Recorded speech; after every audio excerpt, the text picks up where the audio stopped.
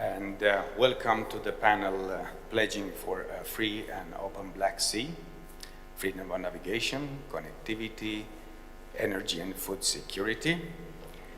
I am retired Lieutenant General Vasile Toader, former Deputy of Romanian Chief of Defense and his military representative to NATO and EU, and now a member of the Scientific Council of the New Strategy Center. Today we are joined by 6 distinguished panelists. 3 are here with me and 3 are online. And I would start introducing to you very briefly Antonia Colibășanu, right on my left, who's a senior associate expert at the New Strategy Center and a geopolitical analyst and chief operating officer of the US company Geopolitical Futures.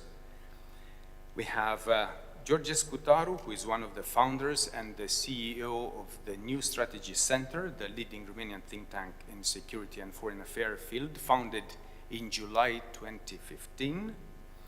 We have Admiral Panait Mihai, who's the chief of Romanian Naval Forces. Most of his life spent in the operational field as executive officer and operation officer, and later on as chief of staff of the fleet commander, and lately, and right now, as the Naval Forces commander.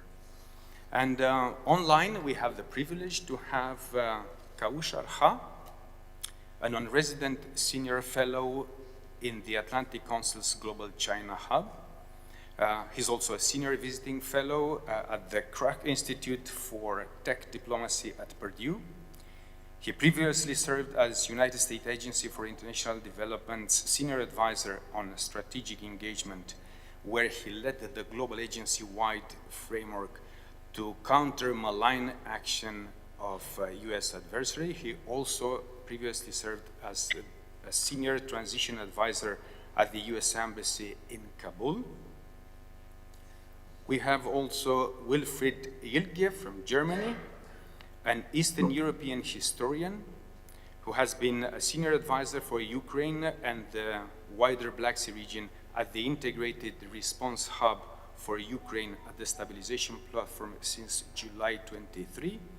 The focus of his work includes advising, in particular, the German Federal Foreign Office, and developing analysis and recommendation for German policy on the Russian-Ukrainian conflict and Russia's current war of aggression against Ukraine, as well as analyzing the regional context and origins of Russian aggression, especially in the Black Sea region. And we have also Mikhailo Samos from Ukraine, a non-resident expert of the New Strategy Center think tank and director of New Geopolitics Research Network. Mikhailo is an experienced researcher in the sphere of international relations, national resilience, and new generation warfare, and also served 12 years in the Ukrainian Armed Forces. And now, let me begin with some introductory remarks, mentioning why we choose to have this panel on freedom of navigation in the Black Sea and why we consider it important. Before that, I would like to mention that currently, New Strategy Center think tank and also LSE Ideas, London School of Economics Ideas, launched a document. It's here, and it will be at your disposal very soon, titled Security Challenges in the Black Sea, NATO, the wider region and the global order, pledging for a free and open Black Sea, which was co-written by George Scutaru and also by Peter Watkins, and which was also presented in NATO, at the NATO headquarters last week, informing all the delegations about these 2 positions, UK-Romanian position on free and open Black Sea. If we are looking on the geopolitical chessboard, we can see that there are 3 seas in which the liberal rule-based order and freedom of navigation are being directly challenged. And we have South China Sea, obviously, challenged by China. We have Red Sea, challenged by Iran, mainly through its proxies, Houthis, and also the Black Sea by Russia. When we speak about Black Sea, we have, I would say, a relatively closed sea, considered by many others a closed sea, but it's open. It has two entrances, one through Dardanelles and Bosphorus, and the other one from Danube. Dardanelles and Bosphorus, they are very much focused on, while on the Danube, not many people are very focused on. So we can see that there is a degree of connectivity from Central Europe here down to Southeast Europe through the Danube, which was used along the time, which is still used right now, and is considered as a connection between the North Sea and the Black Sea through Rhine-Main-Danube Canal.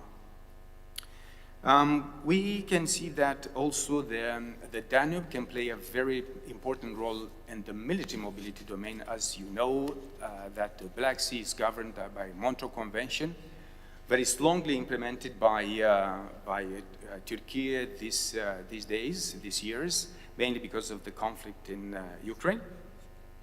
And we see that Danube also played a very important role in the grain exports. And we have seen that since Russia withdrew itself from the Black Sea Grain Initiative, another corridor was opened up through the territorial waters and also through the Danube, with very important investments which were made in the port of Romania and also in some of the ports of Ukraine, which were heavily bombarded later on. We can see that there is also maritime trade in the Black Sea, and if you look into the papers, this paper has also some annexes with some statistics. You can find the source here, and I can mention that between 2010 and 2022, 14.7% of the container trade, world container trade, went through the Black Sea region. So we can see that an important part of the maritime trade is going on into the Black Sea. So from this perspective, we can say that in addition to the container trade, the grain transported to the Black Sea played an important role, mainly for the countries in Africa and also in Asia. We can see that there are hundreds of millions of people on African continent who are relying on the grain exports from the Black Sea region. In the Black Sea region, we see that Russia has the biggest chunk of the export, while it is followed by Ukraine, Romania, and Bulgaria, as well as the sunflower oil export, which is also important. Here, Ukraine maintaining the leading role. I would say also that the Black Sea contains significant natural gas reserves, which once on stream could significantly reduce Europe's residual dependency on Russia's gas. Black Sea also has critical undersea infrastructure for oil and gas, as well as for cables. And we can say that finally, Black Sea plays a strategic, important role for Russia with a major role for oil export, specifically nowadays, which is helping Russia to fund its war in Ukraine. I would like also to mention that for Russia, Crimea and the ports of the Black Sea are also helping in projecting power, its military power, into North Africa and also in Asia, and mainly in Syria. And we know about the Syrian Express, which was active before 22nd of February 24th of February 22, when Turkey opposed the entering and exit of the Black Sea because of the Montreux Convention. and because of the conflict in Ukraine. And we see that there are also some other actors interested in Black Sea, and I can say here that China is an important player looking in what's happening in the Black Sea, how the conflict in Ukraine is going on, in order to replicate or learn from this conflict and invest it in their region. We can see that also NATO is playing an important role, and we've seen even at the latest summit in Washington that the Black Sea and Balkans have been declared as regions of strategic importance for the alliance. The European Union is also struggling in developing its strategy for the Black Sea. It has, European Union had Mediterranean, a maritime strategy, but nowadays is looking much more into the Black Sea, which by the EU has been kept for long years under the rug. And I would like to say that Black Sea for all the littoral countries means a lot of challenges. And in order to better understand the challenges, I would invite for the first time now to take the floor Admiral Panait Mihai in order to present us with the risks to the freedom of navigation in the Black Sea and what Romania has been done to maintain the freedom of navigation. Mihai, you have the floor. Thank you very much, General. First of all, I would like to thank you for the invitation to be part in this Euro-Atlantic Resilience Forum to the New Strategy Center. Thank you so much, Director. Ladies and gentlemen, good afternoon. First of all, I would like to present some facts in order to develop the understanding about the Black Sea and about the Romanian Navy, and not only the Romanian Navy, the Romanian area of responsibility in this very complex area. Speaking about the zone, is vital to understand that Romania's economic exclusive zone consists of 24 621 square kilometers. Romania's contiguous zone consists of 4,283 square kilometers. Romania's territorial waters, 4,472 square kilometers. In the Black Sea, where the Black Sea is almost 1,200 kilometers length and 630 kilometers wide.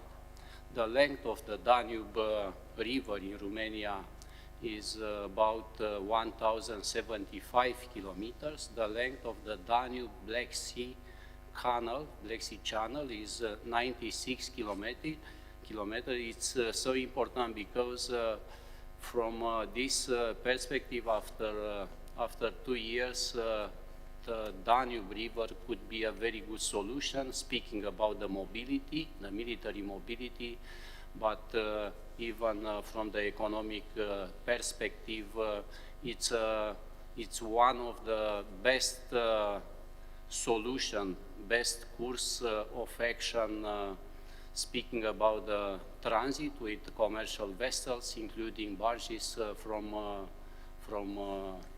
Ukrainians ports, Ukrainian harbors to Chernavod, and from Chernavod to Agijasu to the Black Sea. The Romanian Navy area of responsibility is around 45,000 square kilometers. I would like to emphasize from the start that the Russian Federation unjustified military aggression against Ukraine has significantly changed the security landscape in the Black Sea region. The ongoing military confrontation, the high number of mines, unexploded ordnance and other hazardous materials drifting in the Black Sea, and constant Russian aggressive posture and intervention through issuing of closer areas and patrolling activity had significant impact on traffic levels through well-established sea lines of communications. The geopolitical reconfiguration of Romania's vicinity encompasses a range of significant factors, each of which exerts an influence on the country's security, economy, and regional influence. The Black Sea is a focal point of major powers' interests, including NATO, Russia, Turkey, and the European Union. Changes in naval power dynamics in the region have a direct impact on Romania. Although the alliance's ability to operate in the Black Sea is limited by the Montreux Conventions, NATO has helped to stabilize the area by increasing its military presence in the region and expanding cooperation with international partners. As a result of its unique geography and facilities that allows easy access from the sea to the Danube River, as well as its capabilities to ensure monitoring and issue warnings regarding hazards, Romania plays a crucial role in securing maritime and river shipping routes in this region. The Russian aggression against Ukraine created a variety of risks for the safety of navigation. The most problematic is the risk for commercial vessels of hitting drifting naval mines. As of today, 107 drifting mines were discovered and destroyed in the northwest part of the Black Sea. In order to reduce this risk, Romanian Navy put in place a series of measurements and actions, and I would like to underline some of them. Patrolling every day with ships and helos in area of responsibility. That means every day we have 11 ships and 3 helos involved in these MCM missions under the national flag. Cooperate with Coast Guard. They have another 4 ships and sometimes the Eurocopter involved in this important mission. Cooperate with NATO partners, support, they are supporting us in the last 2 years with 3 MPAs, one from the 6th Fleet, another one from the segment that means the command of the fleet from the Med Sea, the French Navy, and the third from Turkish Naval Forces. Establish recommended routes for the maritime traffic. That means we already established, after started the war, some recommended routes in our area of responsibility. And this kind of recommended routes, that means we are patrolling every day with our forces, and in these routes is recommended to transit the area with the commercial vessels.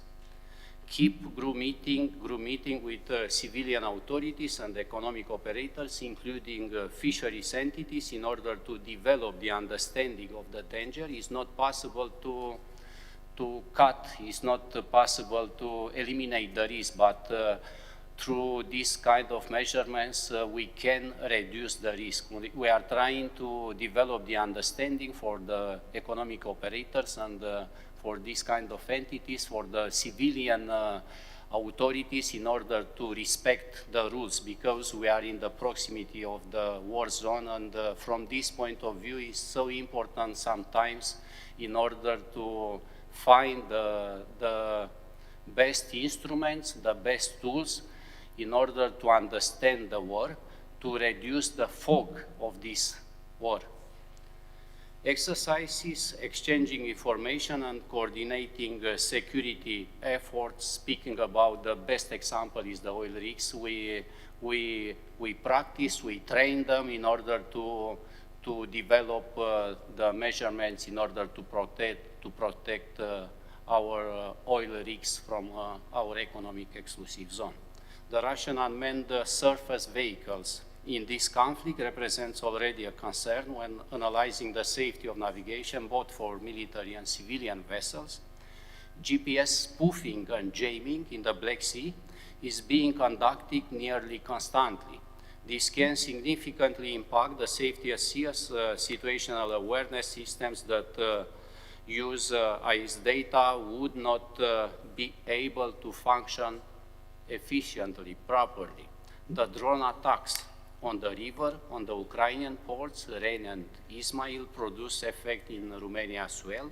Do you know very well about the sensitivity of the Romanian citizen in Danube area of responsibility? The missile attacks on the Ukraine ports Odessa and Chernomorsk, or the commercial vessels during traffic separation scheme, is another important issue. Since the beginning of the war, in the Black Sea were lost, sunk, damaged almost 39 ships. And another important number of vessels was affected. That means, from our perspective, for the long term, could be a very important issue, speaking about the pollution in the Black Sea. Every day, there are more than 300 commercial vessels, merchant vessels in the Romanian area of responsibility. That means it's a big number of ships. After the Second World War is the first time when the Romania have this kind of big number of commercial vessels transited our area from north to south and from south to north.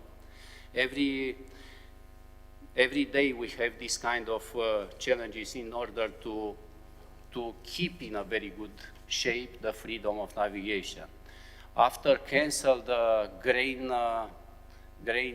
corridor agreement between Turkey, Russia, Ukraine under the United Nations flag, more than 5,400 ships transited our area of responsibility. That means we are keeping in a very good condition this kind of freedom of navigation. In this context, Romanian Navy is engaged in close cooperation with international partners with the objective of ensuring the security of the Black Sea. This includes participating in multinational exercise in the Black Sea, but in the same time in the Med Sea and the Baltic Sea. Operation Irini, Sea Guardian, with our frigates under the European Union flag or under the NATO flag, it's a very good example. Right now, we have one ship, Mailer Bălescu.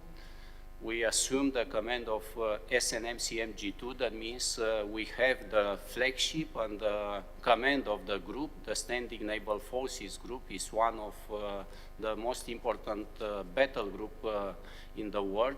For 6 months, it's a very big challenge for the Romanian Navy and for the Romanian Armed Forces in order to accomplish this important mission for the whole second semester of 2024. Sea Breeze, second phase.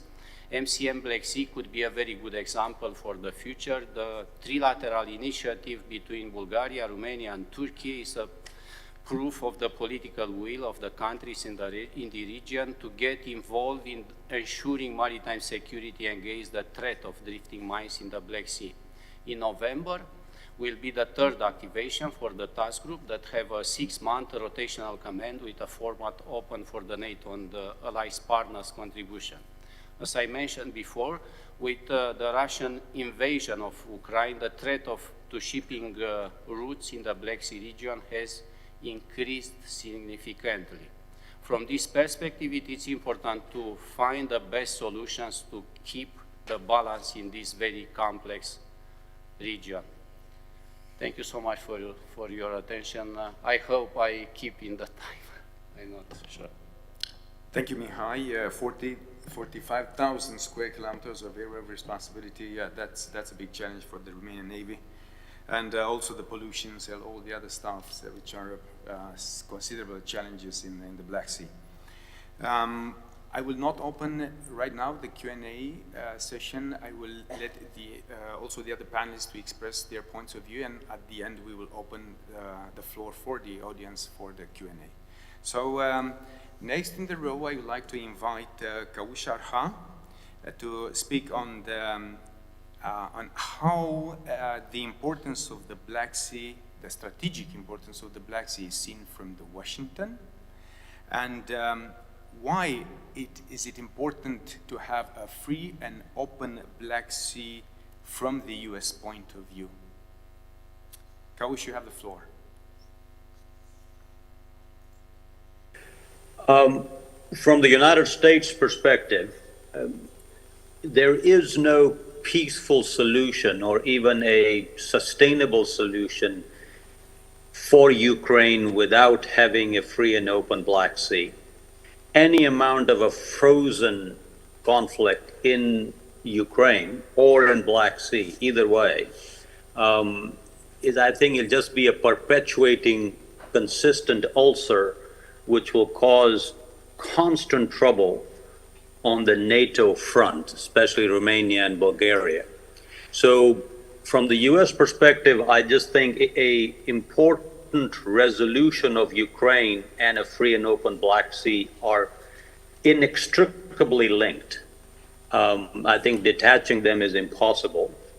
To some degree, that's why it's a very important point, irrespective of how the elections go, whatever the obvious solution may be in the end, it has to end up and has to include a free and open Black Sea, not only for Ukraine's sort of future, but most importantly for the security of the NATO nations, which is Romania and Bulgaria. Of course, Moldova is important there. If you don't do it, then you can see a scenario where there will be constant mischief by Russia coming out of Crimea. And then if you let that take a stronger hold, then you've got a situation even for Turkey with a very resurgent Russia on the north and also in Syria in the south. So it's complicated in many different ways. Plus you've got the sort of somewhat concerning development in Georgia. And if the ports and other stuff allow it to have sort of Chinese footholds, then it becomes very quickly a problem that continues to grow and becomes at some point that needs to be managed and handled with. So it's very important that we address it up front. So that's a short answer for a long and complicated topic. The question again is, how does this differ in sort of different administration and November election?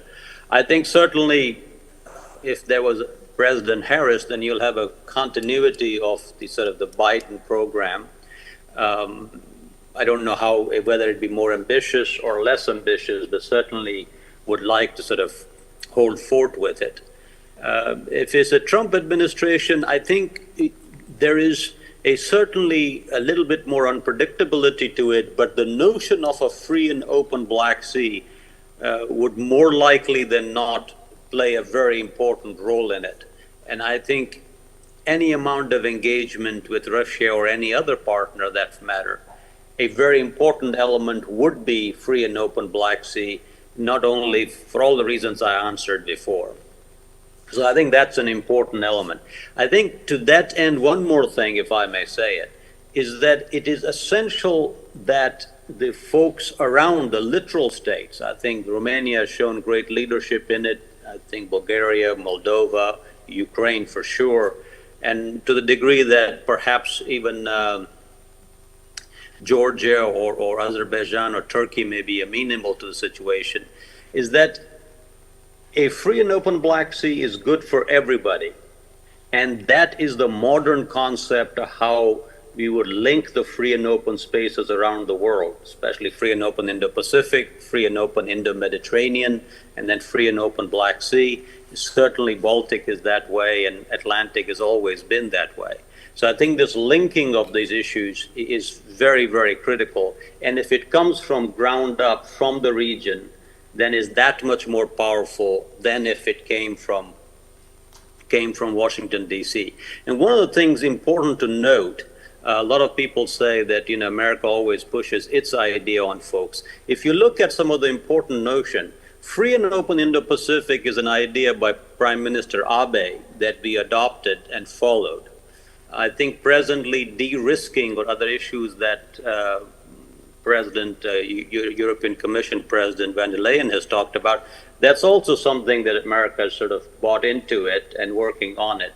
So I think the notion of having a local free and open idea would have a very, very strong echo and resonance within Washington, D.C., irrespective of the administration. I mean, Biden administration already has a Black Sea strategy. It'll continue.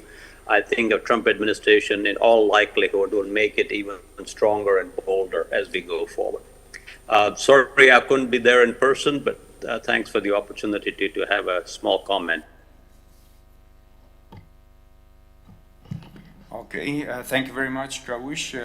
Unfortunately, he could not stay with us for the Q&A session due to the fact that he has quite a lot of other commitments. So we are really grateful for his time, for being with us tonight so far. So as I mentioned at the beginning, one of the most important role of Black Sea is connectivity. It's connectivity from the northwest to southeast of Europe, from east to west, west to east, from Asia to Europe, and so on. So I would like to invite Antonia to speak now more on connectivity, on Middle Corridor, on 3 Seas Initiative, and also the global impact on food security. Antonia, you have the floor, please. Thank you very much. Thank you for the invitation, and I will begin by saying that each of those topics merit at least one article and maybe a report individually.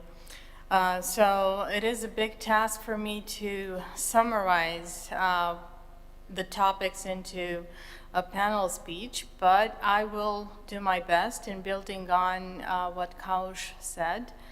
The idea of a free and open Black Sea actually goes with the idea of a working middle corridor and the working logistical network that ties the 3 seas that are in the plan of the 3 Seas Initiative, that is the Baltic Sea, the Black Sea, and the Adriatic.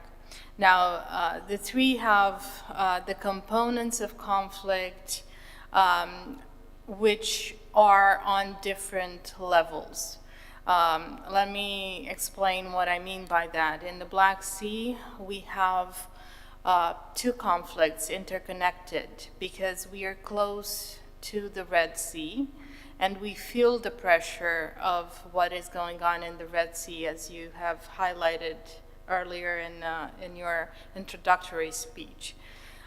We also feel the pressure of what is going on in South China Sea because of the presence of the Middle Corridor push inside towards Europe. So while we do have rail freight becoming more and more used as the solution for the Chinese, and not only Chinese merchandise, into Europe, we also have the challenge of making these countries on the Middle Corridor work together in coordination and developing the infrastructure so that we do have that logistical network on the Middle Corridor itself, so connectivity. And that is one challenge and one opportunity at the same time. The other element is connecting the challenge and the opportunity of the Middle Corridor with the challenge and the opportunity of the 3 Seas Initiative. So from the 2, we basically get to the conclusion that the Black Sea is a natural node, which is exactly why we need to develop and we need to sustain the idea of a free and open Black Sea if we want to come to a resolution of a peaceful borderline and a peaceful hub that allows for international trade and investment. Now, I will also go with the other topic that I see in your question, which is international supply chains, food chains, food supply chains, but not only food supply chains.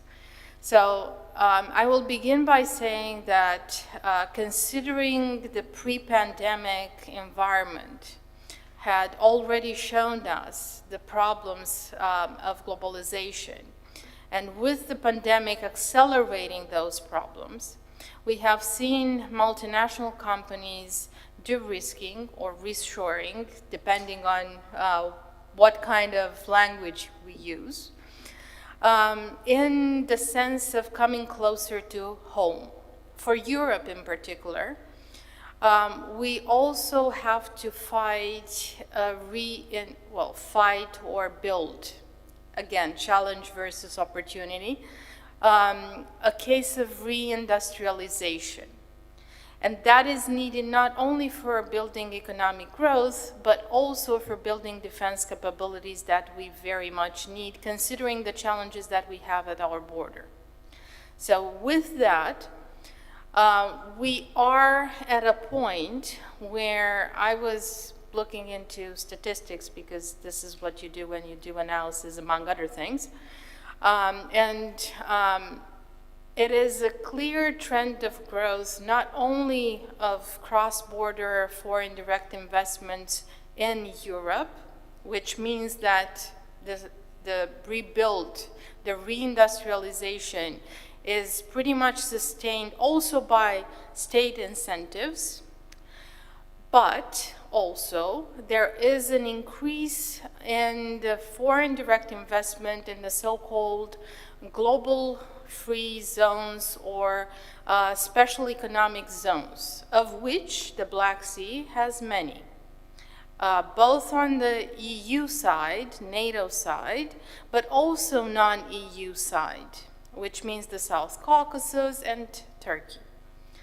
So now we have the opportunity, and if we were in the peacetime, we would have the opportunity of growing the importance of the Black Sea by sustaining and supporting the free and open Black Sea and building up these zones into building competitive areas for businesses coming here in a normal setup.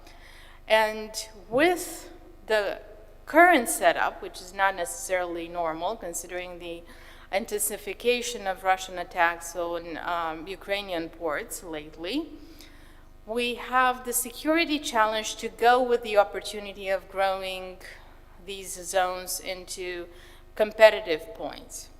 So, bottom line, what we currently see is a push of both security concerns and economic concerns, because while the security concerns are growing and we are coming into formats to sustain that particular goal of having the Black Sea working for us, we are also seeing private actors, companies, coming at the foreplay and saying, we do need you to support our de-risking and reshoring, which may be an opportunity for us to work together with those companies and try to go beyond the elements of, let's say, current security constraints, and building that coordination between littoral states that Kaush was pointing out, because indeed, whatever we are going to do with engaging Russia, because eventually the West will need to talk to Russia, will have to deal with the opportunities that lies into our ports and into our infrastructure. Now, engaging Russia is not enough. And in between the lines, you've also asked about China. We do need to engage China because we do have China way more active in the Black Sea and Georgia, but not only, the trade and investment between Turkey and China is also growing.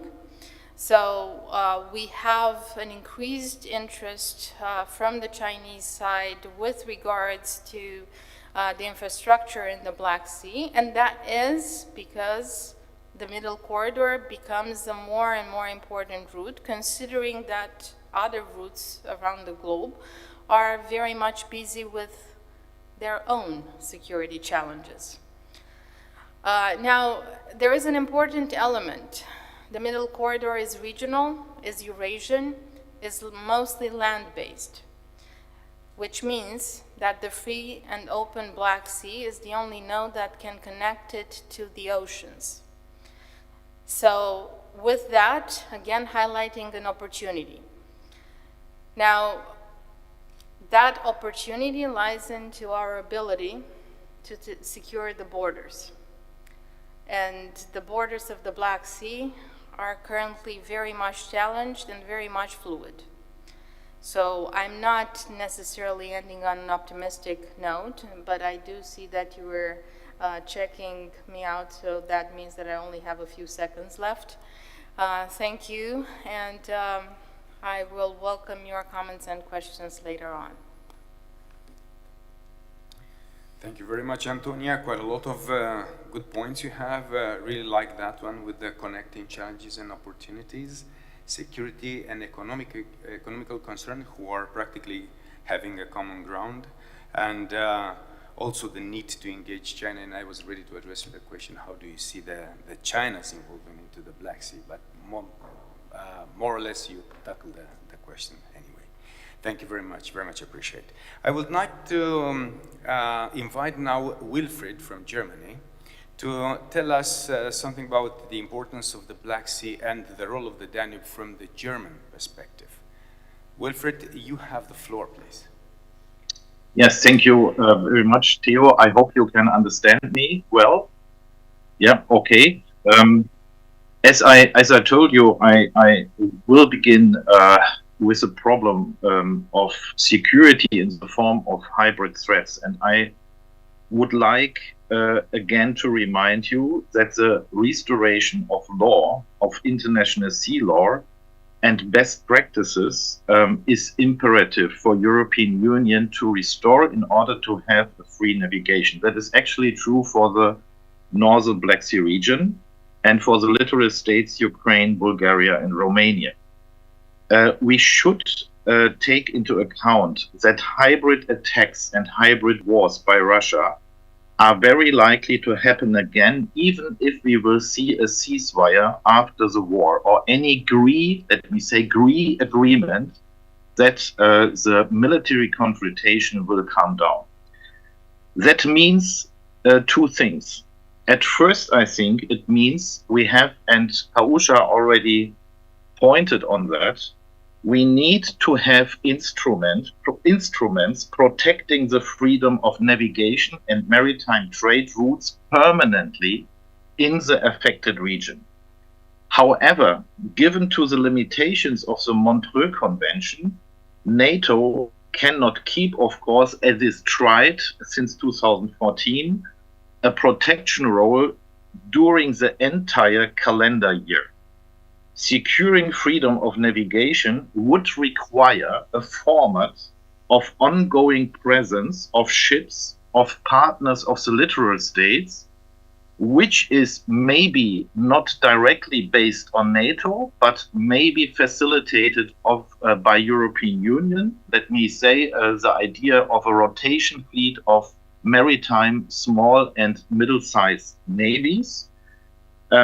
And can be coordinated with Turkey. As we know, Turkey will not allow a bigger presence of NATO permanently in the Black Sea, and we need to resolve the problem how we can, beyond what we have now with a very good demining mission. You already mentioned it, and Mr. Admiral also mentioned it. I think that's a very good thing.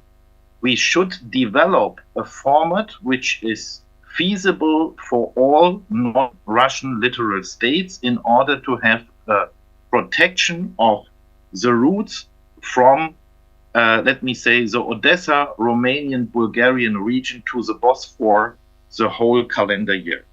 Second point, we need to be, or we should already now fully equip Ukraine, or we should start to fully equip Ukraine with a full-fledged coastal defense, because we cannot wait with that when the war ends. Ukraine, in order to address a hybrid war, which is likely to be continued after any ceasefire, Ukraine and the European partners have to address such hybrid attacks. And that means also we have better to define how best practices can be implemented when it comes to exercises, when it comes to different reasons and opportunities for closing trade routes. I mean, we had a war of exercises made by Russia. We had a war of closing full-fledged trade routes, which, by the way, can also go through the coastal to the coastal territories. You know that Crimea was already fully isolated before the war. And we need to be prepared for resolutions of the restoration of the sovereignties in limited sovereign waters like the exclusive economic zone, as well as in the coastal waters of Ukraine, but also Bulgaria and Romania. They should also be protected from these hybrid threats. And please, I would like to remind you only in one word here, we have a big challenge with the Azov Sea. So even if Ukraine will make progress on the ground, we should be prepared how to restore, on the level also of international organizations, a normal and normally, and let me say, functionally working legal order in the Azov region, which was already destructed before the war has started. And then my second point, I very agree with many things which have been said by Antonia. Thank you for that. However, I would like to argue that even under optimistic projections, the middle corridor will not compensate fully, for example, even the northern passage, which is mainly going through Russian Federation. That is due to very difficult and different barriers on the way. It is also due to problems with natural barriers in the Caspian Sea. So even if we very much invest, and we should do it, we should actually focus on very concrete projects which are stabilizing the connectivity of partners like Armenia, Azerbaijan, and actually Georgia. And here I come to another point when it comes to Georgia. I would like to remind you that European Union made European Union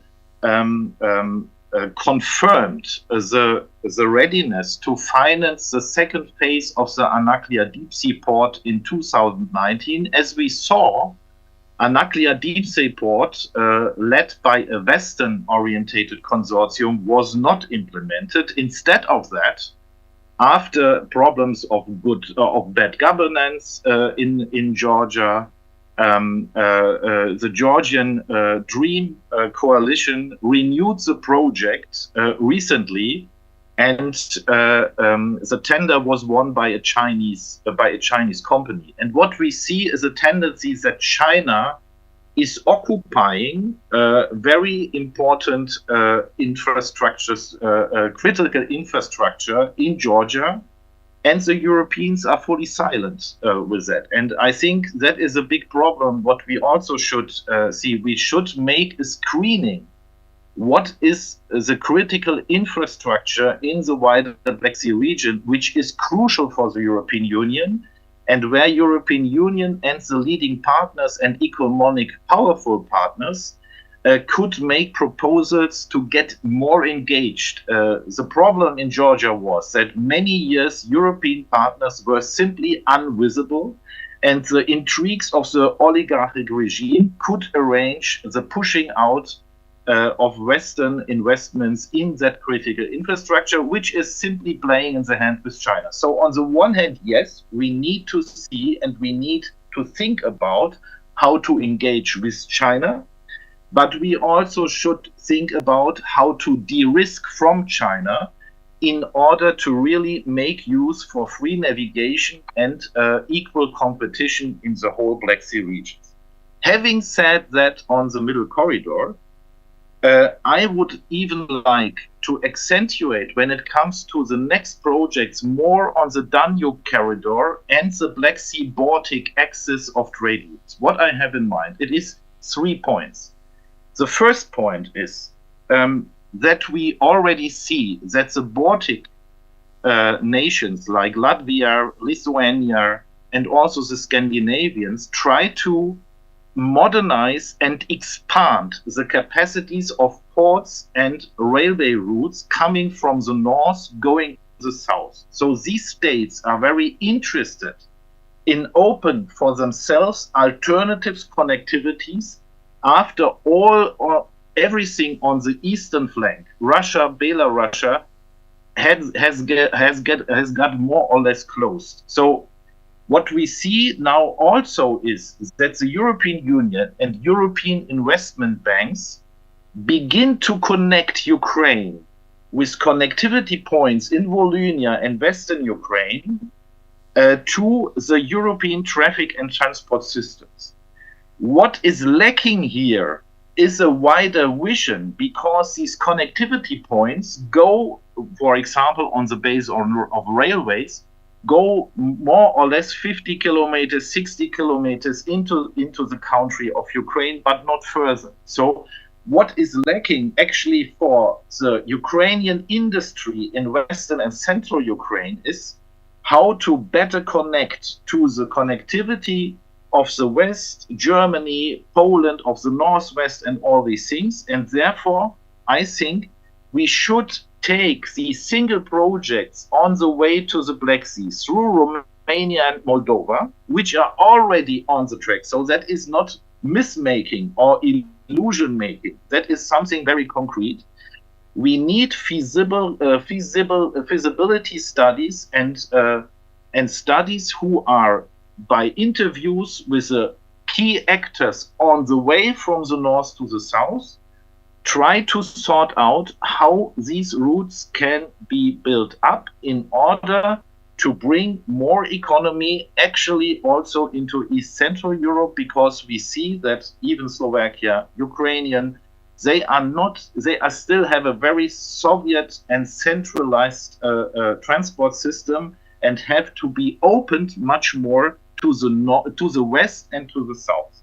And here it comes also to the Danube corridor, because if you, for example, include on the way from Western Ukraine through Romania, through Chisinau to Black Sea, in a side link, the Vinica region, which is an important traffic hub for Ukraine, you can also join the Central Ukraine. And what I again want to underline, studies and activities, even on the diplomatic level, even between the Baltic states, Poland and Ukraine, are already on the way.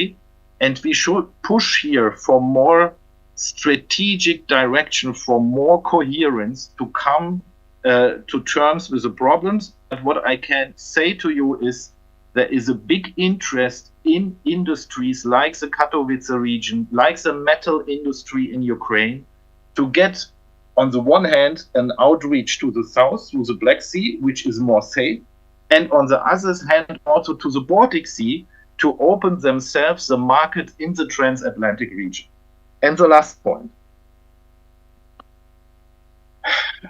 When we speak about reconstruction of Ukraine, we speak about heavy investments of billions of dollars and euros in Ukraine. And we have here on the agenda very heavy investments in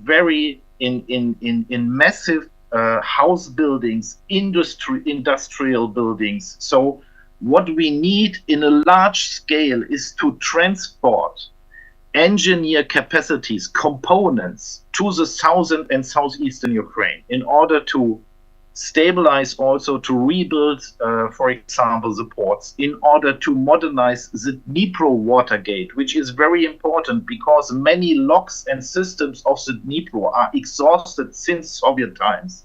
And if we really want to stabilize port and river infrastructure of Ukraine. And Ukraine is here the bridge building for everything, what is going through from the north to the south. We need, of course, a more or less feasible transport route, and that can all not be made only by trucks or by land transport. You need ship transport to bring, for example, the building and engineer components from the river rain industries in Germany, from the heavy industries in Germany and France. I think you need the Danube River to rebuild and reconstruct the southern Black Sea Ukraine and maybe also other regions in the Danube corridor of Romania and Chisinau. And together, for example, and I think George will also come back to that, together with the prospects of the exploitation of new gas fields in Bulgaria, but actually Romania, we could link such a bigger transport project, Baltic, Danube, Black Sea region, with technical support, for example, for Romania to establish their infrastructure to benefit from their reserves in their exclusive economic zone. Theo, excuse me for being maybe too long. Thank you much for your attention. We very much appreciate, Wilfried, your inputs. Very important. You tackled a lot of issues in your remarks here. You even challenged the audience a bit. I think we will see that in the Q&A. I also have something to add here, and specifically when you mention about the presence of the regional littoral states into the Black Sea, there is a long debate on the capabilities. Are we able to build capabilities to counter the Russian one and so on? But what you mentioned at the close to your remarks, close to the end of your remarks, was really important to invest more in strategic cohesion into the Black Sea, which is really important, and it's really needed into this area. If we have to make a very quick comparison between the Baltic region and also the Black Sea region, we see that the Black Sea region is more complex. I would not say complicated, because most of the time when you say complicated, there is not much energy to put in it. But when you say complex, it is challenging people to try to see, is it doable, is it workable or not? Anyway, very much appreciate for your input. Thank you for your time and for the valuable input.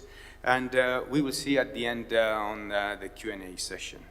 I would like to funnel it down to the region right now, and I am turning to Mikhailo, who is from Ukraine, and he has quite a lot of experience in this region. And I would like to let him speak and approach the Black Sea, a region in which everything depends on the outcome of the war in Ukraine. I would like also to ask him how does he describe the strategic importance of the Black Sea for Ukraine, and how do you see the role of Crimea in this war and into the freedom and open of the Black Sea? Mikhailov, you have the floor, please. Dear colleagues, thank you very much for inviting me and having me on such a great event, and absolutely very actual and very important questions.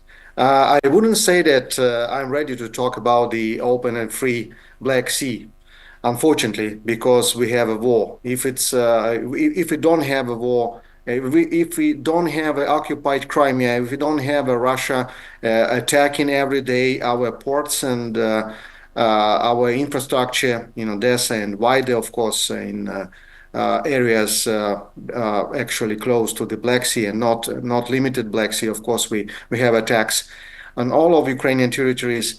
Unfortunately, we started in 1991 build the free and open Black Sea, but Russia didn't support our hopes and didn't support our plans to build real, open and comfortable Black Sea for everybody who wants to make business, who wants to have a great ecosystem for developing any possible initiative. Since 2014, we don't have a free and open Black Sea anyway, and we have occupied Crimea. And talking about the Crimea and importance for Ukraine, I would say that it's a key element of Ukrainian geopolitics. Even before 2014, even in Ukraine, we didn't understand the importance of Black Sea. Of course, we're talking about the Crimea as a very important element of Ukrainian economy, geography, territory, etc. But now when we started to re-estimate the situation, re-estimate the importance of peninsula, they estimate the Russian plans and Russian ambitions here. We understood that Crimea is not only a key element of Ukrainian geopolitics, but it's a center of gravity of this war. The famous articles of former commander-in-chief of Ukrainian Armed Forces, General Zaluzhny, and not only General Zaluzhny, understood Crimea as a center of gravity, not only for Ukraine, but for Russia. So if you're talking about the course of this war, and we're talking about comparing importance from military point of view, I'm not talking about the importance for Ukraine, of course, it's impossible to divide, but importance between Donbas and Crimea, I would say that the occupation of Crimea will absolutely change the course of war. The occupation of Donbas is very difficult, and you see how difficult for Russia to occupy every meter of Ukrainian territory in Donbas, because it's urban area, it's very difficult to have any offensive operations here. And if we're talking about Crimea, for Russia, of course, it's as they told that it's a natural aircraft carrier when they put in the middle of the Black Sea the military forces controlling all of the aquatorium, and actually to create the A2AD zone in all of Black Sea. Actually impact and have impact not only on Ukraine, of course, but all of Black Sea countries, and not only Black Sea countries. So unfortunately, I cannot now talking about the free and open Black Sea. Before we have Russia with Navy attacking Ukrainian ports, occupying Crimea, and of course have some plans on hybrid attacks on other countries, as Wilfred told, absolutely clear and crystallized the picture that Russia always will try to attack Black Sea countries and NATO, European Union participation here. If we're talking about the situation and impact on this war, I would give you the some. Do we have a signal? Do we have a? Can you hear me?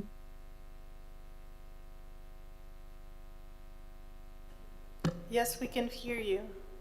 Oh, it was some interruption, yeah? Yes, we can Right, hear okay. you now, Mihai. So I just give you a couple of points on the military important, because if on the Black Sea and Ukrainian strategy on Black Sea, you know that of course the Ukraine before the full scale aggression, obviously and clear, didn't have a proper navy. And it was a great technological breakthrough by Ukrainian engineers and militaries to create a mosquito fleet from drones, and this has changed the everything. I would say that Russia lost the control. I'm sorry.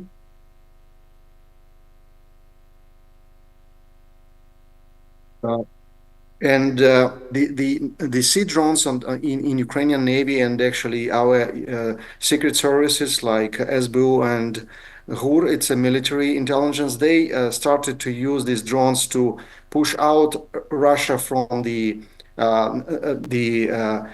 northern part of Black Sea. Now we have a situation when Russia actually cannot based in secure the Black Sea Fleet in Crimea because of Ukrainian attacks, constant and almost everyday attacks with drones and the sea drones and missiles on Russian Black Sea Fleet in Crimea.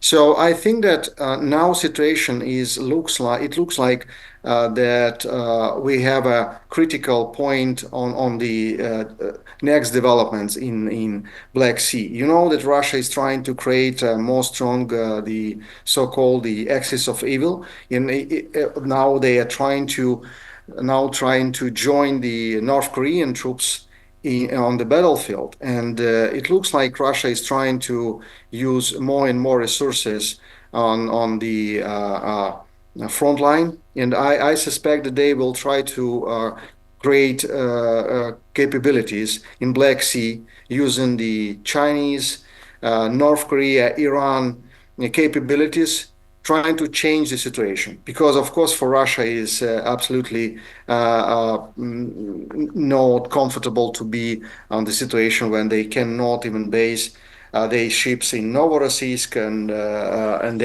now they trying to build actually the sea drones by own design and own production by industry. We have information about several new products, kind of sea drones.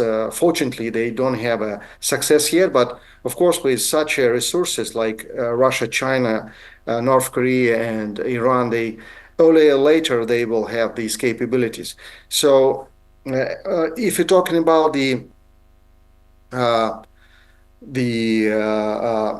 forecast, what could be next steps in this war? You know, the victory plan of President Zelensky, he announced it openly and publicly yesterday, and today presenting it to the leaders of European Union in Brussels. The main point, of course, it's NATO. It's an invitation for NATO, but in the same time, the military capabilities, including naval capabilities, including capabilities with long-range instruments, with rights to hit the targets on occupied Crimea and occupied Crimea and Russian territory, is a very important element of this victory plan. And I think that now it's a lot of depends on the United States decisions and real support for this period between election in the United States and actually inauguration of a new American president, because Russia obviously will try to do a lot, not only on Donbass, but of course on the Black Sea, trying to change the situation. I could predict that Russia will try to use own sea drones. They try to attack more and more Ukrainian ports. And actually, the last information for September and October, Russia attacked Odessa ports and damaged 6 foreign ships. It's free from Greece.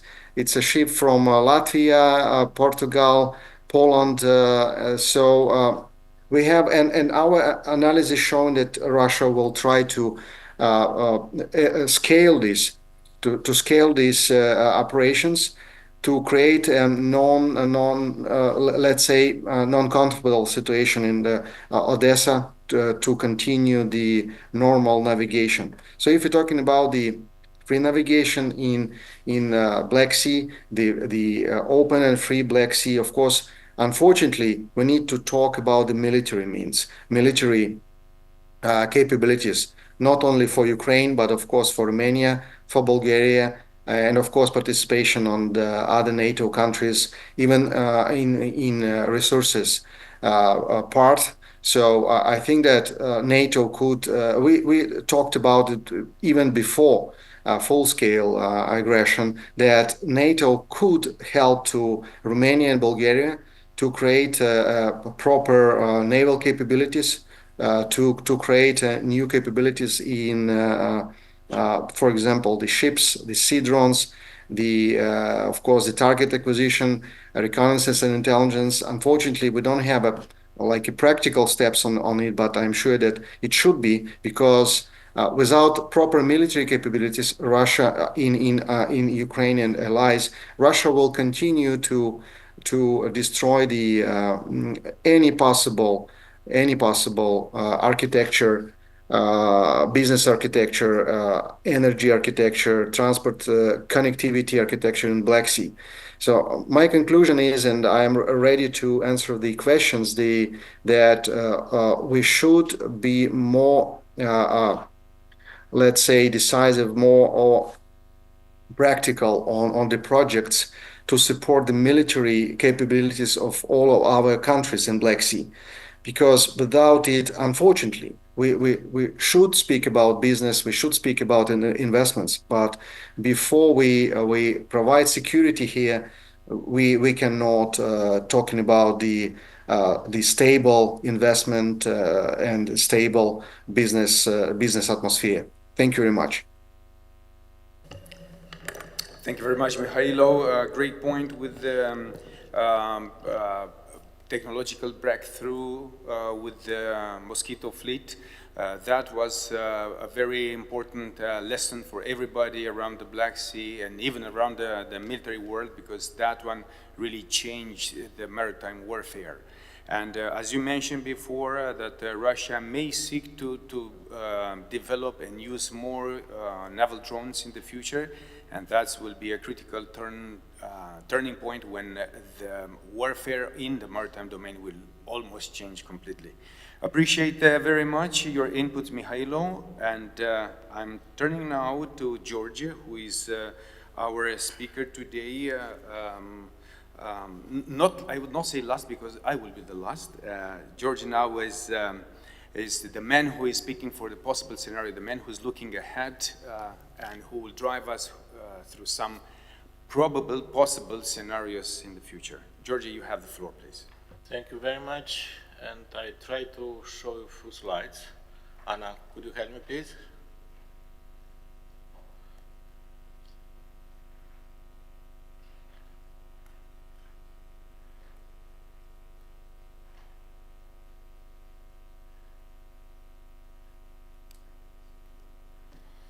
Okay.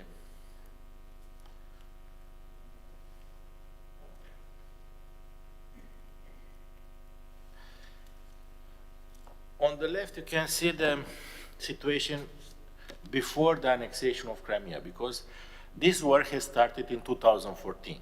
This is the second part of the war started in 2014. Before the occupation of Crimea, we had in the Black Sea a free and open Black Sea. And after the annexation of Crimea, after the war in Donbass, the security situation has deteriorated. And you can see the situation on way de facto, Romania. We are in the vicinity of Russia on the Black Sea after the occupation of Crimea.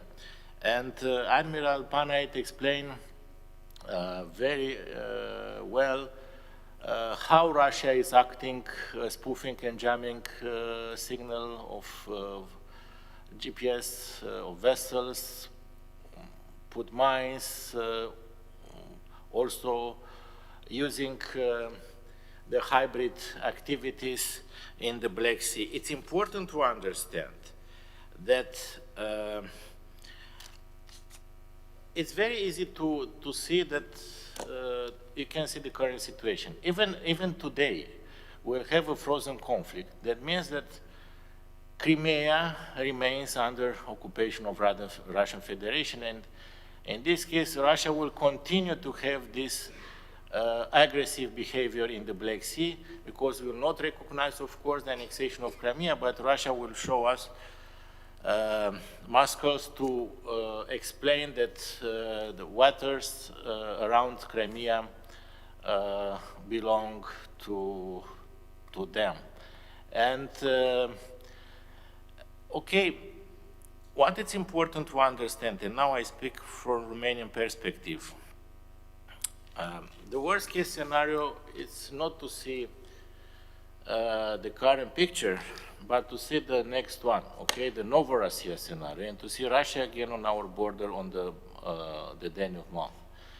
And because many times Putin referred to Novorossiya scenario, this belt of territories on the southern part of Ukrainian littoral.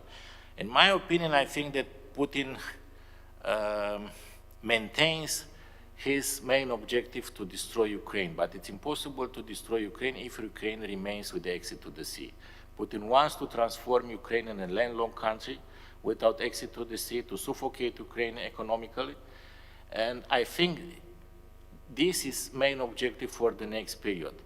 For this reason, we have to continue to support Ukraine, to not have this picture as part of our reality in the Black Sea.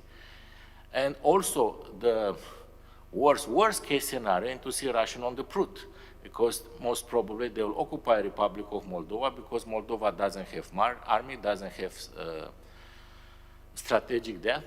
And in this case, Romania will have the largest direct border to Russia, 850 kilometers after Finland. And this is the worst case scenario for us. And for this reason, it's necessary to support Ukraine to continue not to resist, but to liberate Ukrainian territories. And for us, it's important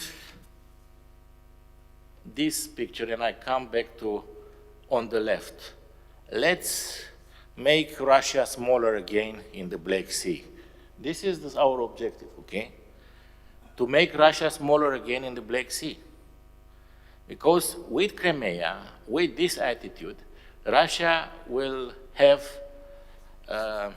the same aggressive posture.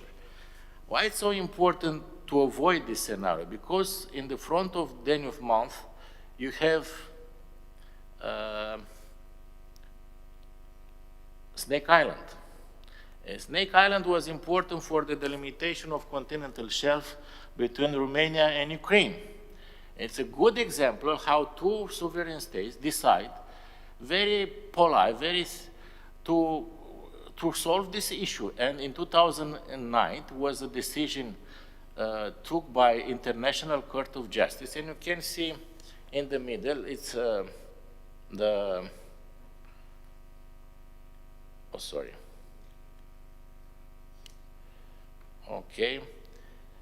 is the blue line, the current delimitation between Romanian EEZ, Economic Exclusive Zone, and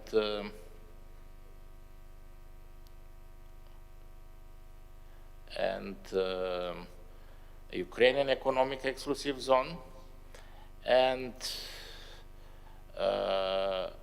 let's imagine what's happened if Russia will occupy again the Snake Island. In this case, they could claim that this delimitation, and it's important to understand that we won this part between yellow line and blue line. It's 9,200 square kilometers with important gas reserves. And we can see also this scenario when Russia will come on the Snake Island, and they could send again vessels like in 2022, in the summer of 2022, when they sent one corvette for 2 weeks around of our platforms.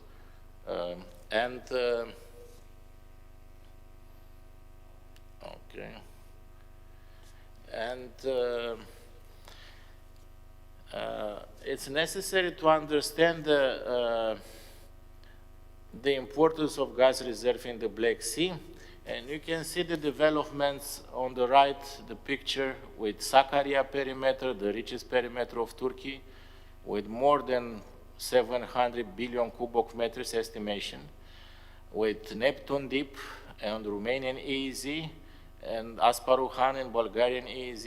In Romania, we have between 100 and 2,000 BCM, billion cubic meters in Neptune Deep. And Asparuhan has around 100 according to Bulgarian estimation. What is important to understand, and I'll give you a few information, Moldova has 1.2 billion cubic meters domestic consumption without Transnistria. With Transnistria, it's 3.2. Bulgaria 2.5, Serbia no more than 3.2. In this case, Romania could be a provider of gas to Balkan countries, to Republic of Moldova, and to undermine the Russian blackmail on energy field in the Black Sea. For this reason, we expect, because we started already to build up our strategic energy infrastructure in the Black Sea, and in 2027, Romania will be the largest gas producer at EU level. We'll have between 8 and 9 billion cubic meters per year for minimum 10, 12 years. And in this case, it's necessary to have in mind that most probably Russia will try to harass us, to block perimeters, to send vessels, and to put pressure on us. Especially, it's necessary to have in mind that economic exclusive zone is not covered by Article 5. And for this reason, it's necessary to have more assets on our shores, ISR capabilities, and other assets to really deter Russians, especially because, according to this situation in the Black Sea, the Turkish straits are closed, and we don't have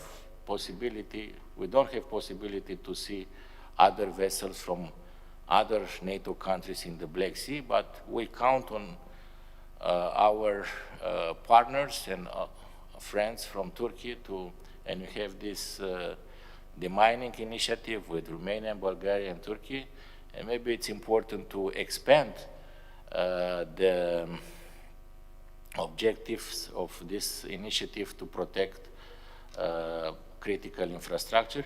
On the other hand, as Admiral mentioned, we have a very good programs to enhance our defense and deterrence capabilities, but also we count on our partners to receive deliveries on time, because we have huge problems. We understand that American industry, European industry are under huge pressure because they have to deliver to Ukraine, to Taiwan, to Israel, but in the same time they have to respect the contracts, and especially because Romania also has a very critical position in this security situation around us. My final remarks, and okay, many people, especially in Washington, consider that it's so easy to have a ceasefire and to have a peace agreement with Russia.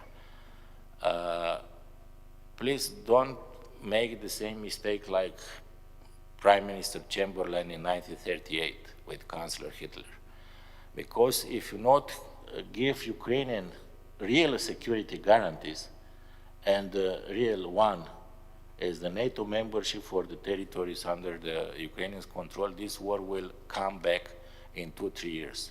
And in this case, this picture with Russians on our border will be the reality for our next seminar in 2-3 years. Thank you very much. Thank you, George. George, very challenging, your last remarks, and very true in the same way. I would like just to add one more aspect. I do not want to let you understand that this possible future is only Romanian-centric. Obviously, the worst-case scenario is for the full Ukraine to be taken over or controlled by the Russians. But for obvious reason, we have seen that in almost 3 years of war, they were not able to do that. So that's why we came up with this possible scenario of Novorussia, that if it will happen, that will be the nightmare, as Georgia mentioned, the nightmare for Romania, because the border with Russia will be big. We will have the Danube Delta, which is a critical area to be defended. And there is also the Black Sea with all gamut of problems that we may have, including here the energy, the trade, connectivity, and so on. So it is important to keep half of the brain concentrated on the future and think outside the box how we can coagulate more the energy in this area to counter the Russian aggressiveness, in the same time using the other part of the brain on the current situation and take the valid solution to support Ukraine and to go further with them. With this, we close the first part with the panelists. I would like now to open the floor for the audience for a Q&A session. If you have any questions, please push the button, briefly introduce yourself, and shoot the question, please.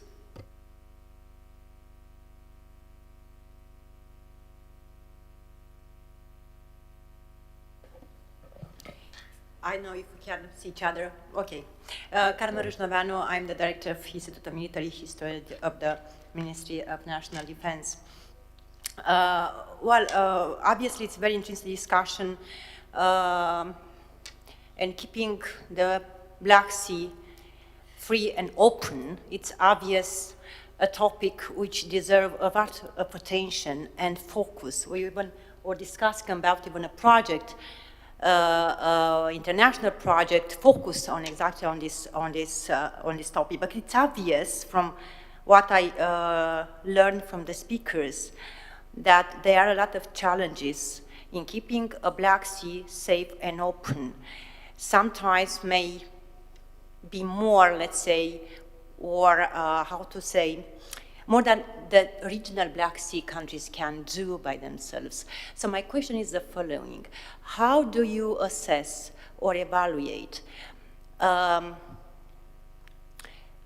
level of urgency of the Black Sea issue on the international agenda, looking at NATO and the EU?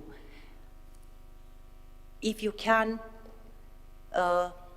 say a few, or make a small assessment about the level of urgency of the Black Sea on the international agenda. Because I know there are discussions about the Black Sea strategy in the United States, but as far as I know, there are not too many developments or further improvements on that. We have documents, but not practical measures implemented. I know that there are discussions at the EU level, but even before there were many discussions, but we didn't have practical results. And I think that it's important also to see more involvement at international level in supporting the efforts of the Black Sea countries.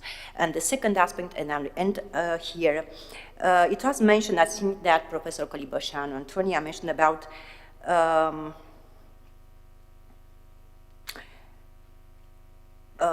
China and the need, or of engaging China more. If you can develop a little bit on that, in which way can we engage more China? Thank you very much. Thank you. Who wants to take over the answer? Yes. We have one positive aspect and one negative aspect.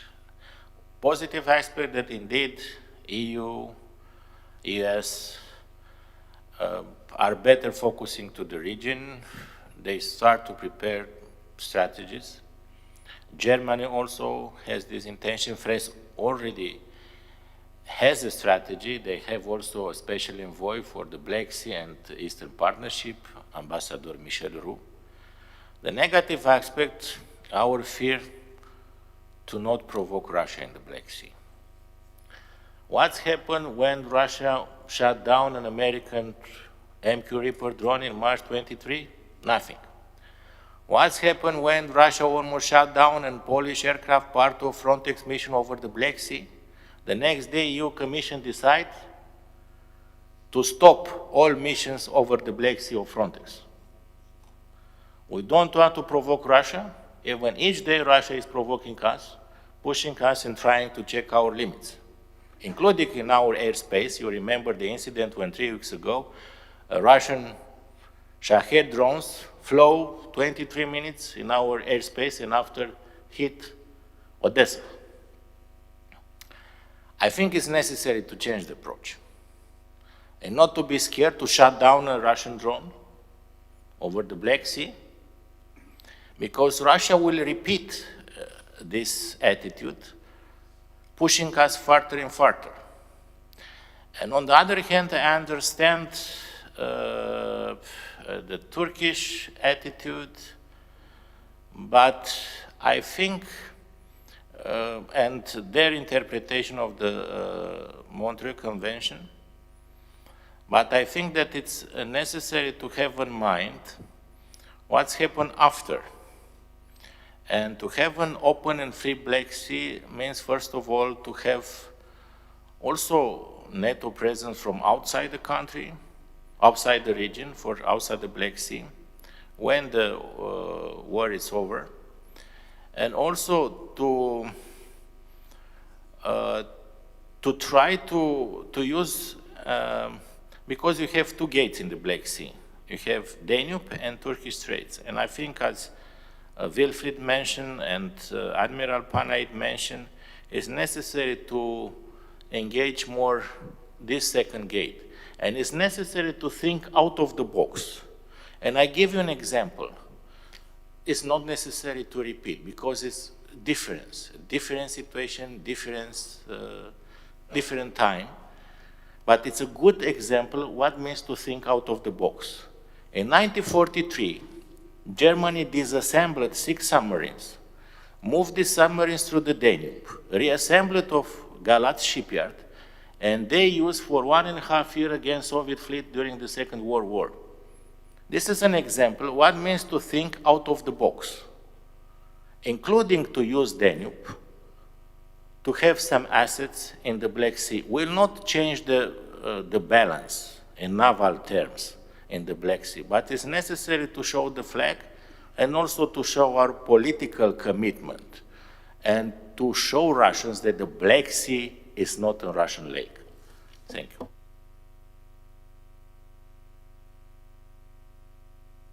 Okay. Besides using Danube for what George has said, I would add that we also need to build those alternative routes that Wilfried was pointing at. And yes, I agree, the middle corridor cannot take on everything. We do need the northern corridor. So coming back to engagement, the war will be over, and we will need to engage both Russia and China. Engaging means negotiations, and engaging them means knowing our national interests and our union interests, if we are talking about the European Union. With regards to China, we have distinct language for how we see China at the NATO level and the geoeconomic aspect of things. The new strategic concept has China mentioned in there. We also have the EU language that points to China in a sort of ambivalent nuance. But bottom line, I think that latest events have shown us that China is a competitor, and not only on the economic side. So de-risking at the level where we are safe from a security point of view, while negotiating our positions in the Black Sea area in particular with regards to logistics and routes, so that we are not captured by China or Russia. So we have lived in a time in between the Cold War and until 2014, in a time where we thought that Russia could become a friend, and that we hoped for a reset. We also have built up dependencies that were not very much useful, and that came detrimental for the European Union in particular, and for some countries in particular, Germany being one of them.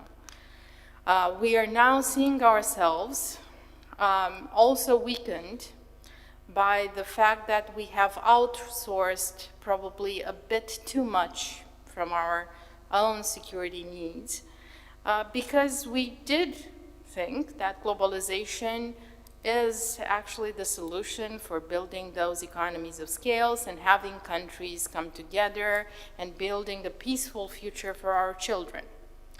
And since 2014, we are in a reset mode, in the Black Sea in particular, where we have the reality of that future needing to be built on clear negotiations pattern, using the economic diplomacy and using security elements to build that future for our children safe. So that's how I envisage that engagement, knowing our interests. Thank you very much, Antonia. I've been informed by my colleague that the two we have now online would like also to participate in providing an answer. So, Mihailo, you will be the first, and Wilfried will be the next in line for the answer. Please, you have the floor, Mihailo. Yeah, thank you very much. I'd like to say a couple of words about the urgency for the global agenda. I like how the General Hodges explaining the importance of Black Sea when he asking somebody who is asking to put the Black Sea on the middle of the map, not kind of how we see that the Black Sea always somewhere on the down of the map, but the middle of the map. Exactly like this, Russia looking at on the Black Sea. And if you remember the Crimean War, so-called Crimean War from the 19th century, exactly Russia still have the same geopolitics, looking at the Black Sea as a gate to Balkans, to the Middle East, and to the Mediterranean, and actually to wider area of the interest. So if we're talking about the Black Sea, we should understand if we just look at like a close aquatorium, which doesn't have any impact on the economy on global development, it's wrong. Russia looking at it absolutely different. And we should look the same way. So the urgency for Black Sea strategy, for United States, for NATO, for European Union is absolutely important. And we are talking about it for years, but unfortunately, absolutely right, we don't have the strong strategy, strong concept, how to deal for NATO, how to deal for European Union together with Ukraine, which is, I hope, will be inside of this organization, but still out, to create a proper, practical strategy how to stop Russia from destroying our comfortable Black Sea and creating just gate for geopolitics and interest of Russia. Thank you. Wilfried, please.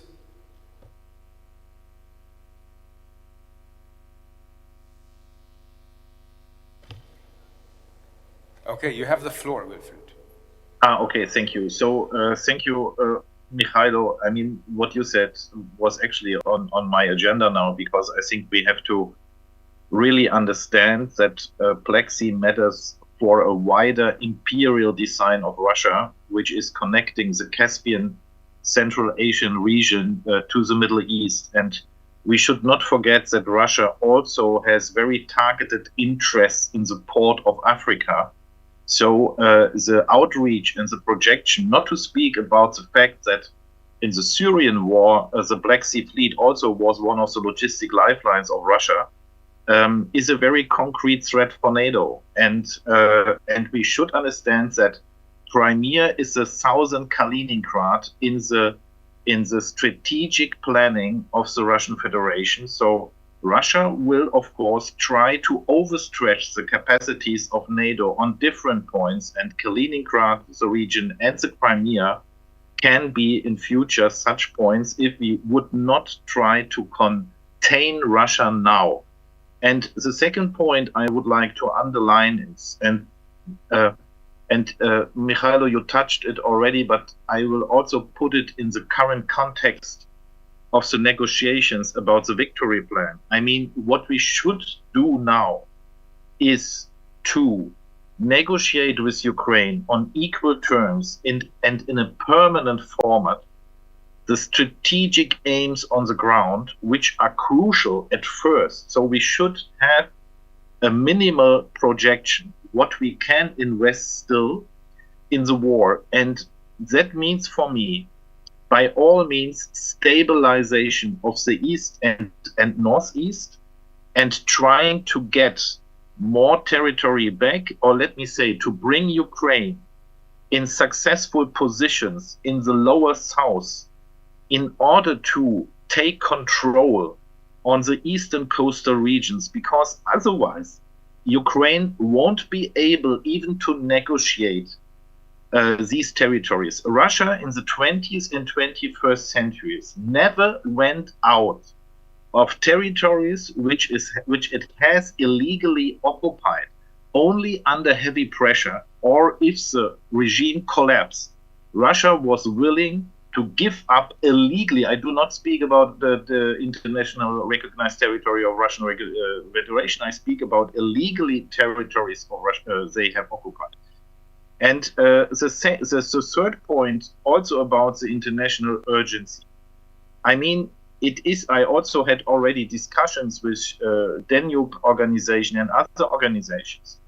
If we want to reconstruct and modernize and to at least have a sustainable Ukraine economy in the south, we will need a secure Danube Black Sea region. That is crucial. And we need very urgently, because, I mean, the problem is any war is very unpredictable. The unpredictable is the main important thing in a war.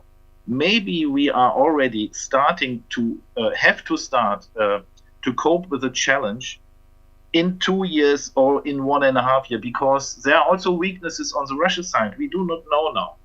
And we are at the moment not prepared to bring the equipment to Ukraine in a properly way. We need to have matching studies, how multimodal transport routes can be established in the Danube Black Sea region with connectivity to the European Union important economic regions. And that has to be done even now, because if Ukraine next year can make progress on the field, and that is already the case in other regions, we have already to start to reconstruct and to prepare for a Ukraine where people can live normally. So we cannot wait with that. And the same is true for the mechanisms how to protect the sea routes. I mean, that was only an example what I made. Yes, to have maybe a combined maritime fleet which can be present on certain periods on rotation basis, but I think we have to think about that. We have to connect. We have to find out a core group of mind-willing states, like the littoral states, together with Great Britain, Norway, Germany also should be here. And then we have to go forward, and we cannot elate to the Americans. Excuse me, we cannot wait. What will be the vision of Mr. Trump or Mrs. Harris on the Black Sea regions? Excuse me. And we should not repeat. I mean, that is our sea. We have to make our homework in our Black Sea, and we have to give the space for the Americans to come to terms with the South Chinese sea challenges. We need a burden sharing, and we need to start with it, and not only to speak about that. And the best to begin with is the Black Sea, to really begin with burden sharing between the European pillar and the transatlantic pillar of NATO now. Thank you. Thank you very much, Wilfried. We have only one question left. Paul, if you want to shut it, please. Yeah, I just wanted to raise the fact that there are already solutions which been in the joint report by New Strategy Center done from Turkey and Sofia Security Forum, which last year was presented at the NATO headquarters. There it was a conversation about building for the 3 NATO countries the A280, which is required in the Black Sea, to improve the anti-submarine capabilities, including with unmanned surface capabilities, and to strengthen the cooperation between the 3 countries in their exclusive economic zone, critical for their energy infrastructures was mentioned here. So the solutions are there, and I fully support what Wilfried was mentioning. We need also our allies in Europe to do the best if we manage to put these things in place, of course, these are only military solutions, then we can improve the security and have an impact on the infrastructure in the area, economic development, commerce, whatever we want. But first, we need to make Black Sea secure and to deter and be ready to defend against Russia. Thanks.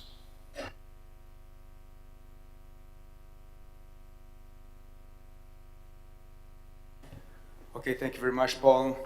Please, we have another intervention. Thank you so much, and such a pleasure to be here. I'm Victoria Vdovichenko, Center for Defense Studies, but also Center for Geopolitics, which is Kyiv/Cambridge in my case. And I'm actually from the city that Wilfred mentioned. I'm from Vinnytsia, so definitely when we are talking about how innovative Ukrainian cities might be, we opened industrial hubs and IT hub just the last month. So we are definitely one of the logistical hubs, not only since 2022, but we used the potential even before that, since 2014, in order to develop ourselves in a nutshell. My question actually, to continue to what George was mentioning, is thinking out of the box and creatively in a nutshell, that we don't have still the strategies for the EU within the Black Sea and of course the US, but still it's been, we know that we cannot rely on the strategies, but potentially how we can connect the Black Sea to the Mediterranean, I think might be one of the very nice solutions, because we have much more of the actors there, like Italy and France, Spain, who have a lot of maritime capabilities. Potentially you can comment on that, what will be, if we can pitch that also to the countries there, because we are normally thinking about Germany and UK for some reason, mostly, and we know with Germany it's not going for a moment as we should be. With the UK we definitely have a position. With Italy it's interesting because Italian economically is very much interested in boosting the potential with Romania and Bulgaria. And being it all in the maritime presence also potentially, I mean, as thinking of the out of the box, why not? And I'm literally missing that this discussion today is not being heard today in Brussels by both the EU and NATO military leaders, and specifically political leaders, because that's what they should be discussing. Thank you. Excellent, I appreciate it. Thank you very much. Mihai, would you like to add some comments, please? Yes, I would like to present the Romanian Navy point of view in order to keep this kind of balance in the Black Sea region. From our point of view, it's necessary, it's almost mandatory to build our fleet, to modernize our fleet, to develop the unmanned system in the all domains, speaking about the surface, air and subsurface is so important. It's very important to have not only the recognized maritime picture, because we have this kind of recognized maritime picture. We are working very good. We have this kind of mock maritime operational centers connectivity with the Sixth Fleet and with the MARCOM from NATO. And it's so important, but it's important to develop the joint recognized picture in this area. It's important at the same time to develop our cooperation with the all partners under the NATO and the European Union. And speaking about the question from Mrs. Râșnoveanu, from my point of view, it's not enough to have only the European Union or NATO or United States Black Sea strategy. It's important for us to build our Black Sea security strategy. And we are working, we like a Navy, we are working in order to put this kind of instrument on the table for all decisions makers. This is the most important in order to develop this kind of bridges, because of the end of the day, it's about the leadership, and it's so important for us to keep the battle in this very important area, and to keep the all forces, not only from the Navy, the all forces from the all domains in this area in a very good shape. Thank you so much, General. Very welcome. We are so much out of the time frame, so I think we are closing to the end of this panel. Let me just mention 2 points here. First, we are so much interrelated globally, And whatever happen in one region reverberates in other regions. So whatever is happening in Baltic or even in China, South China Sea or in some other regions reverberates also in our region. And whatever is happening here reverberates first with all of us here and also in the other side. So that's why we are still considering that keeping an open and free Black Sea should be also on the agenda of the other institution and other countries. So our obviously wish is to have it strongly implemented into the NATO and EU strategy as well as in different other country national strategies. And for that one, I just want to emphasize again that the connectivity, the trade, the security, and all the other aspects like energy, for example, which was mentioned before, are so important for our next portion of the future that we cannot neglect it and we cannot stay behind the curtain and not finding a decision. Again, thinking outside the box involve more creativity in order to find solutions or maybe new solution or original solution to keep the Black Sea open and free. So I would like first to thank all my panelists today for all their excellent remarks, and also for the audience for your kind passions to hear us, and also for the interest to address questions, or even after whatever comments you would like to. So thank you very much. Have a nice evening. Thank you.